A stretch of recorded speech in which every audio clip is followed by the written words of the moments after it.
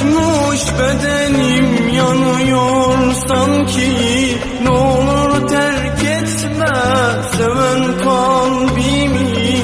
Gidersen sevgilim yaşayamam. Ne olur terk etme seven kalbimi. Gidersen sevgilim